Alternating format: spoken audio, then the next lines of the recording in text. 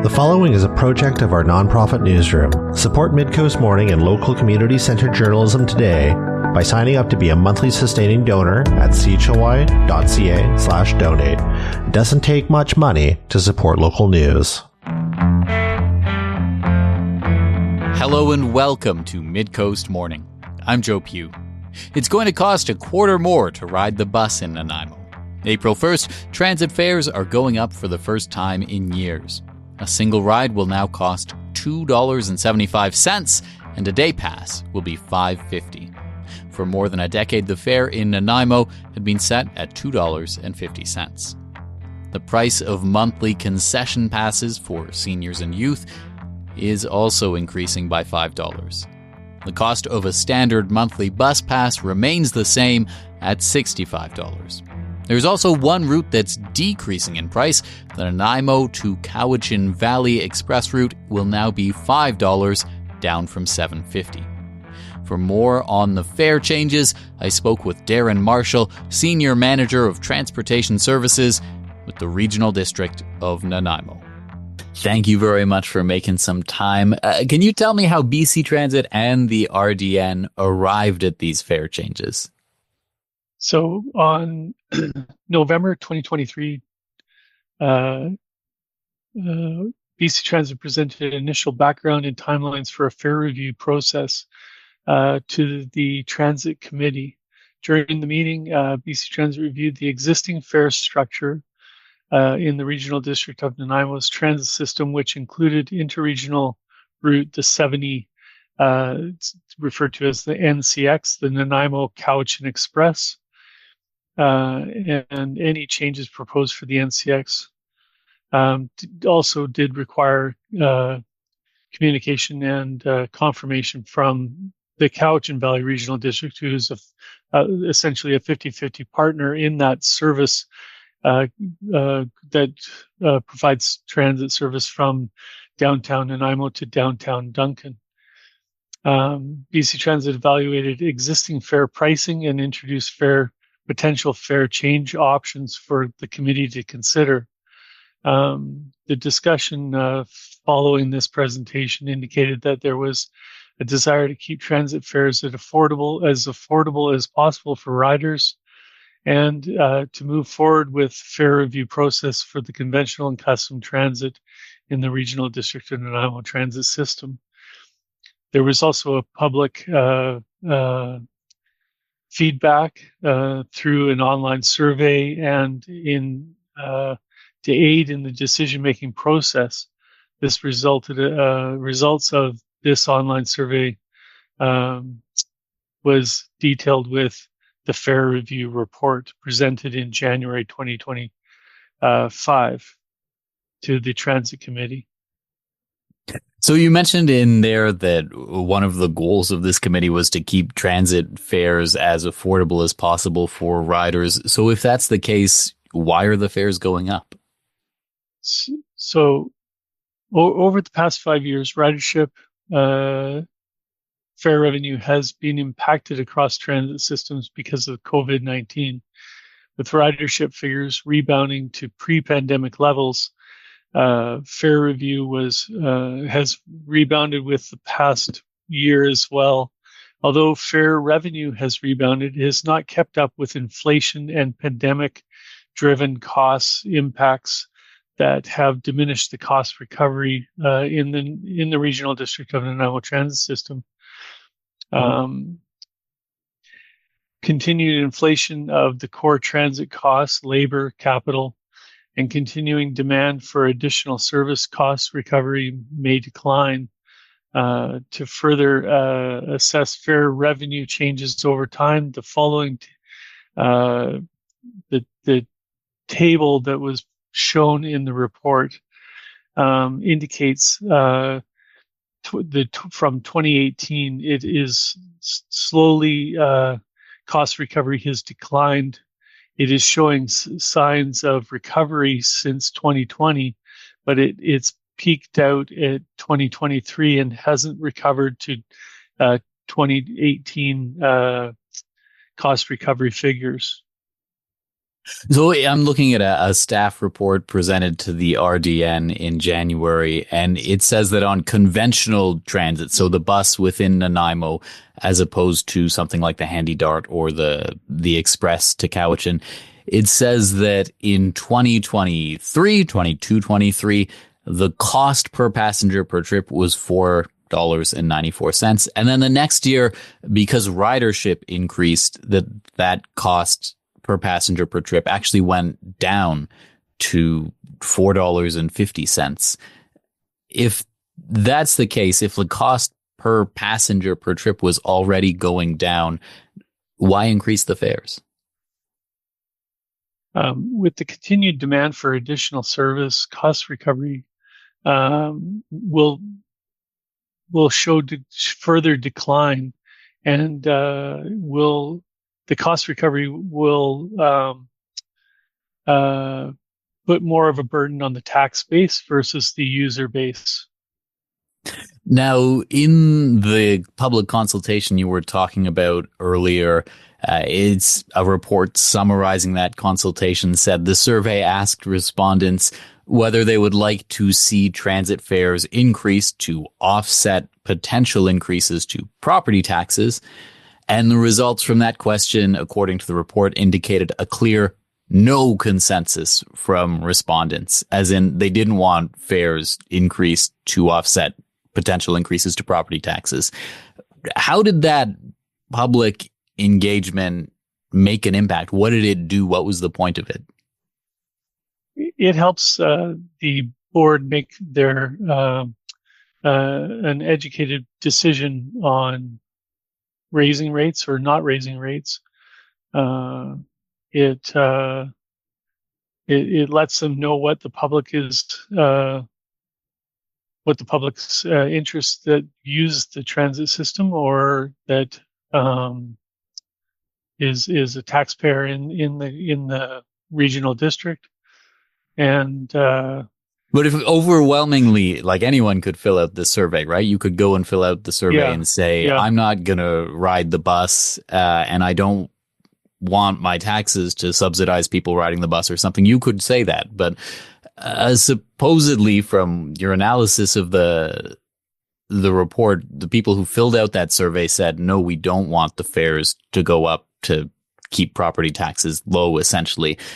But the fares are still going up. So I guess I'm wondering, like, if I were someone who filled out that input and I'm told, like, there was public engagement on this, or how am I supposed to feel like my input mattered in any way?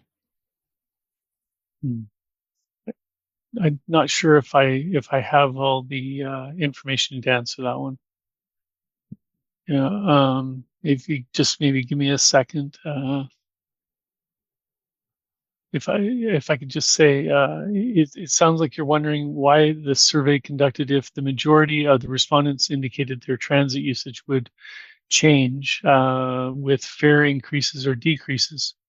Surveys like these are often used to gather public opinion and understand potential impacts of ridership. Even if the majority say their usage won't change, the survey can still provide valuable insight into the preference and behaviors of different segments of the population. So right. And I guess what I'm wondering is, like, we have the input and, like, what did it do? How did it factor into the process when these meetings were taking place, or when it came time for someone to make a decision? They looked at this information, and what did it make them do differently than if it did not exist? The survey results show that while most respondents wouldn't change their usage, there are still notable percentages who would either increase or decrease their usage based on fare changes. This information helped transit authorities make more informed decision about the fare adjustment and understand the potential effect on the special groups, such as those who might be more sensitive to the price change, and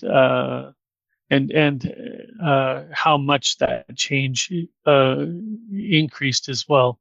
And so what is the impact? Like, the price still changed. It went up by about 10%, 25 cents. What is there, like, how is this process different than if someone was just saying, well, the price hasn't gone up in 10 years. Let's look at what other cities charge for the bus. I guess we can raise it.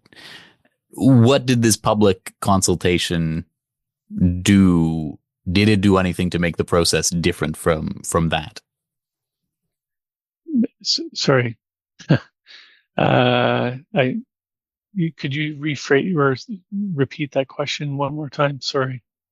Could you tell me if, for example, if the fares had stayed the same, what was the projected revenue shortfall? Like, how will this change impact the bottom line?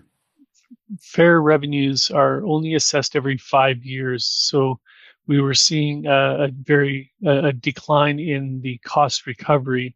So if we only look at it in the next 5 years and the cost recovery keeps declining, we would keep increasing the tax requisition to the public. So the fare recommendations are based on BC Transit's. They're developed to align with BC Transit's recommended fare guidelines, which are outlined in the report. The regional district fare changes were developed with the intention of increasing cost recovery to support service expansion while also continuing to maintain affordability. The ridership and revenue impacts of the fare options were calculated using established industry standard fare product elasticity models commonly applied in transit fare analysis. These fare change options apply to both conventional and custom transit, as the fare structures for both transit types are aligned, and a comparison of the fare options to BC Transit's recommendation fare guidelines is also included. So what is the ideal cost recovery that the RDN feels should come from the bus fares? Is it like a percentage? Is it fixed? Does it change year to year? Is there a target number that you want to hit? For example, in the staff report from January, it says that the RDN conventional transit system currently receives $5 million in revenue or a 26% cost recovery. And the report says this isn't me, this is a report. While this cost recovery is still considered good by industry standards, expenses have increased without a fare increase to help support increasing operating expenses. So the report itself says cost recovery is considered good by industry standards. What is the goal then? The goal is to maintain that level. So we're seeing a decline, and so to help that cost recovery, the recommendation was to increase fares to future-proof the cost recovery, so that we don't see a large spike in the next 10 years if we had to make adjustments to the fare rate. It helps keep just that industry standard cost recovery maintained at a certain level, so that we don't have big swings in either direction.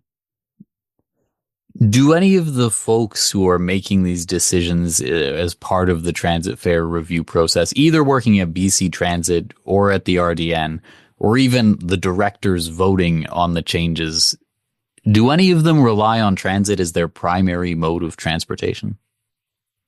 I couldn't answer that. Yeah. As well, after this fare review process, in February, the RDN board passed a motion asking for a staff report on the viability of providing free transit to youth in the region. I'm wondering if you could give me an update on when we could expect to learn more about that. The Regional District of Nanaimo staff are evaluating work plans for this year to try and accommodate the requests this year. At the probably the very earliest would be either November, or if staff capacity is some staff capacity is found, we might be able to do it by July. The report to the board, and go from there. Is there any other message you think it's important for people to know about these fare increases as of April 1st? The positive trends in ridership and cost recovery are a testament to the strategic investments and operational adjustments made by the RDN transit system. Continued focus on improving service quality and expanding transit options will be crucial in maintaining the momentum and meeting the evolving needs of the community within the Regional District of Nanaimo. Darren Marshall is Senior Manager of Transportation Services for the Regional District of Nanaimo. Midcoast Morning is made possible by the Community Radio Fund of Canada and generous listeners like you. With your support, we can expand Midcoast Morning from 2 to 3 original programs per week to cover local news, current affairs, and arts and culture.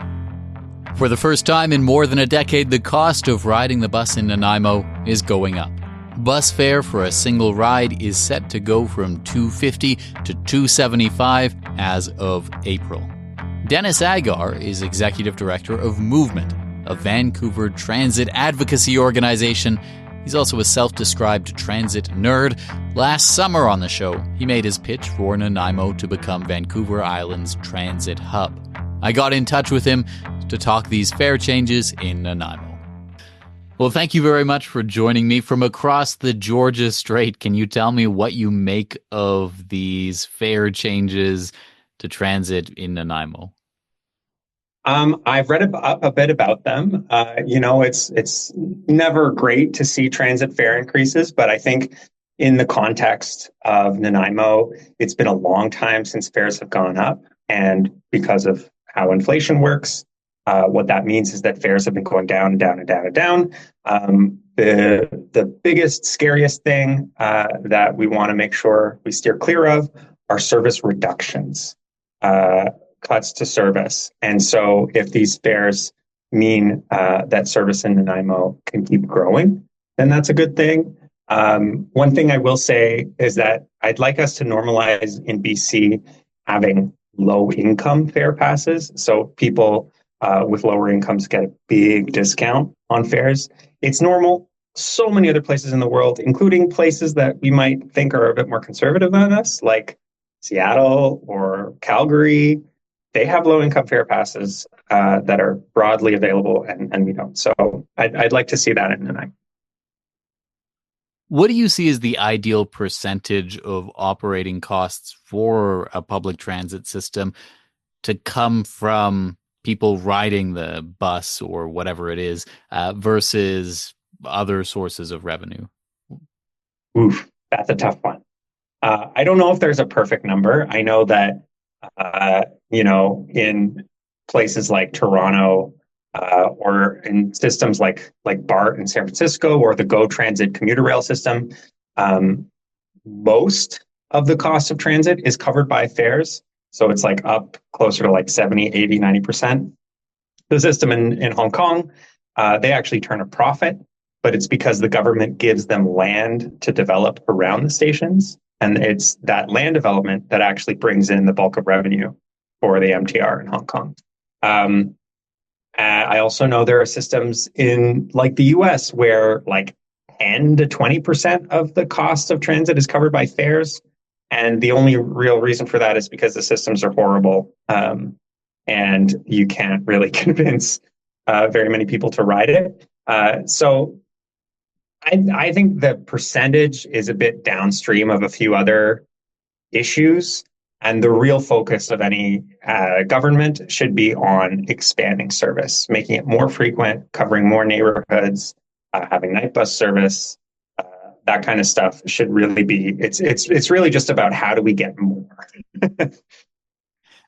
Do you know anything? Is there data from other places that suggests whether or what the impact is, whether there is an impact on fare changes, 25 cents one way or the other, whether that impacts if people choose to ride the bus, if they have other options?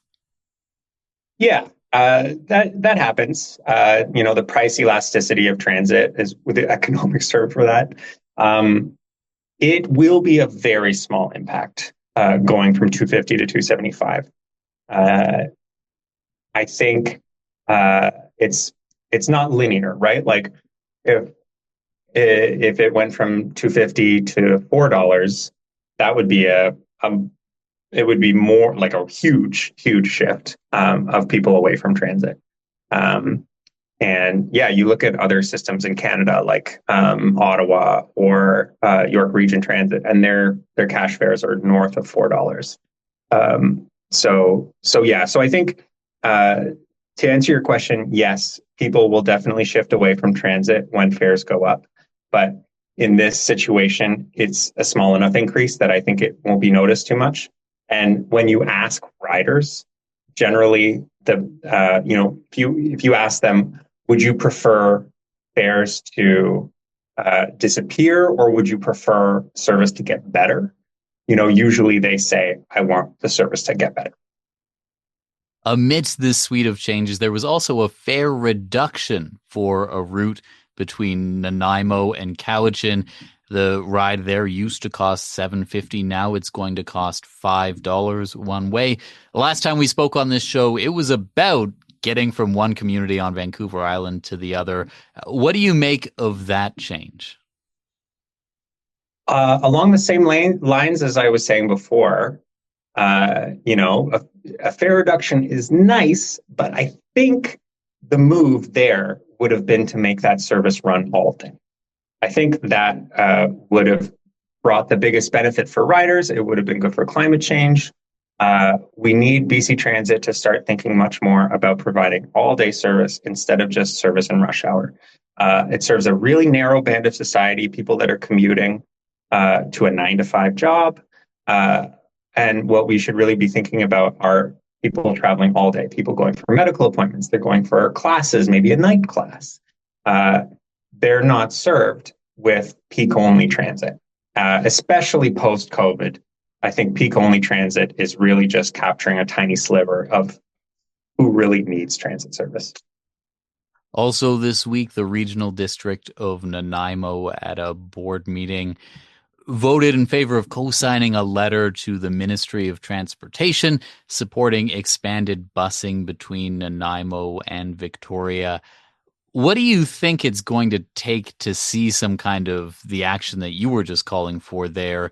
If, local politicians are already at the level where they're saying, we'll sign this letter saying we want this. It's a huge step.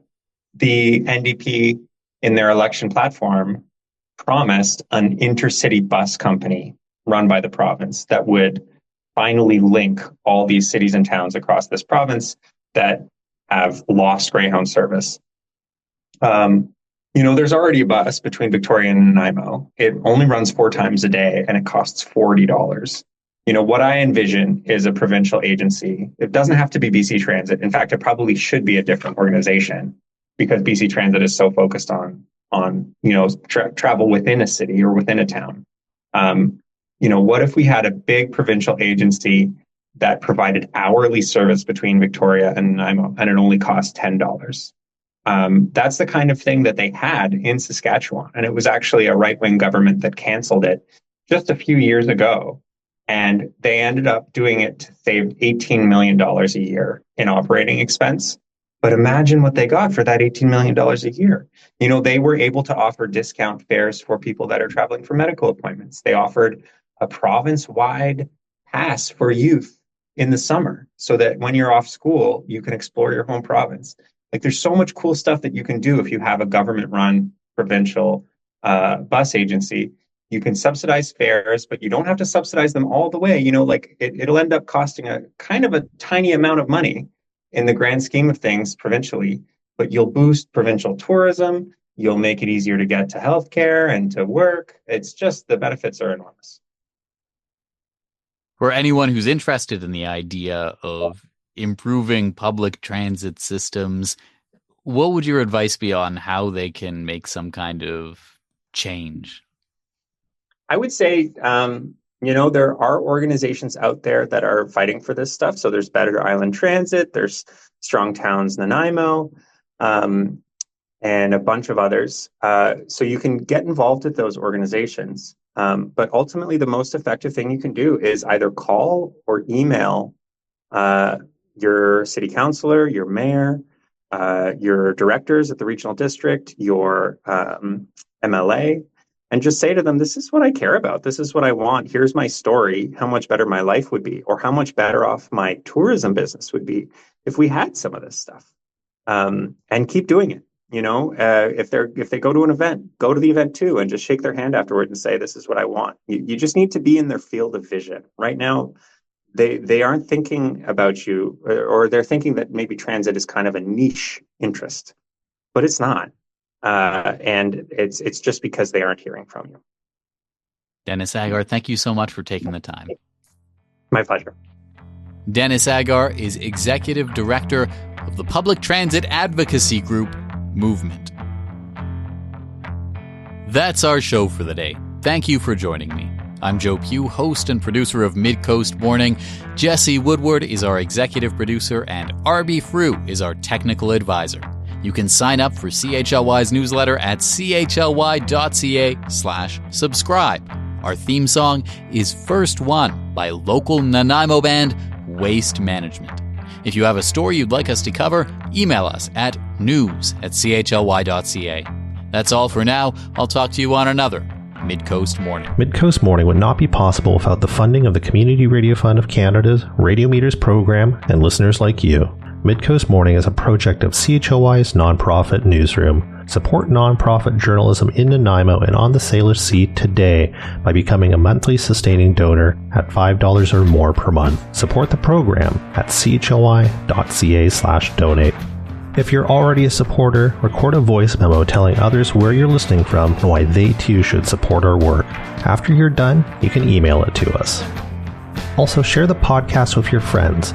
While Meta is blocking Canadian users from sharing news content on their Facebook feeds, you can still share our podcast directly with your friends via Facebook or Instagram Messenger. Finally, this program acknowledges and gives thanks to the Nanaimo First Nation as we broadcast and podcast from their traditional territory. Thanks for listening.